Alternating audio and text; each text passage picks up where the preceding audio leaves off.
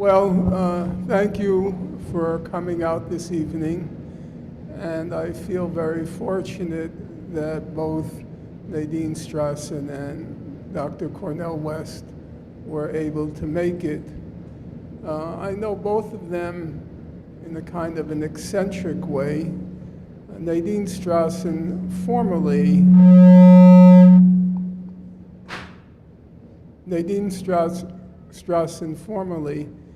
was the former executive director president of the American Civil Liberties Union, and that was a long stint. It was how many years? 18 years. I was at that point in my life a person of the radical left, and so I wouldn't brook liberals, so I had no interest in the ACLU. However, Nadine Strossen did stand out for me because of an unusual episode.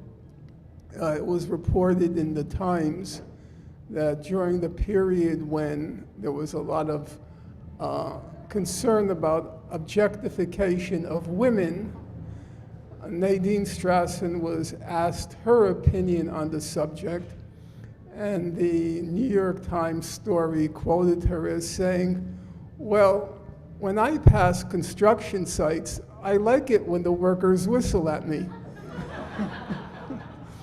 So I thought to myself, this is a person of independent mind, and I filed it away.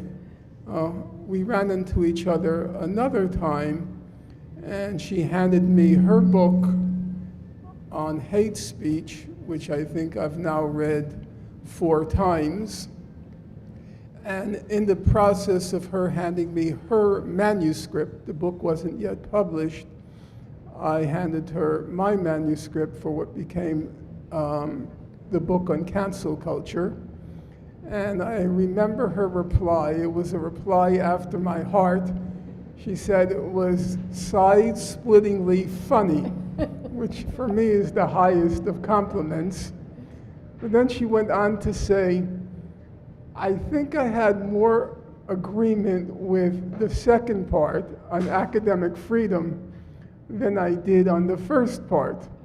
Now, I'm not sure where she stands currently, but I am certain that one chapter in that first part on former President Barack Obama did not rub her the right way. And so I'm very happy to have her here. And Dr. West, we are of the same age cohort, and at one point we were in the same academic institution. And though, of course, I knew him by name, I had, to my knowledge, no contact with him until fairly recently. I asked to interview him, and then I did my homework assignment, and I sat down. I said, give me your 5 most important books. And I sat down and I read them. And I have to say I was kind of both dazzled and humbled.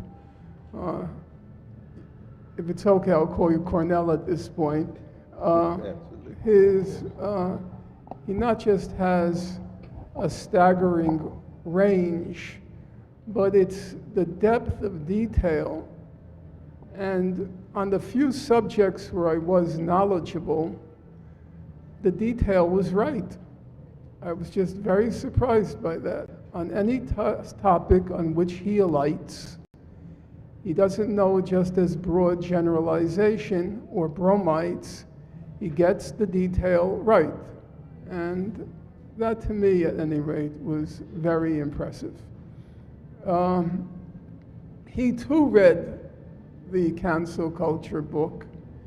And I remember his comment. He said, "Brother Norm, those footnotes, they go on and on and on."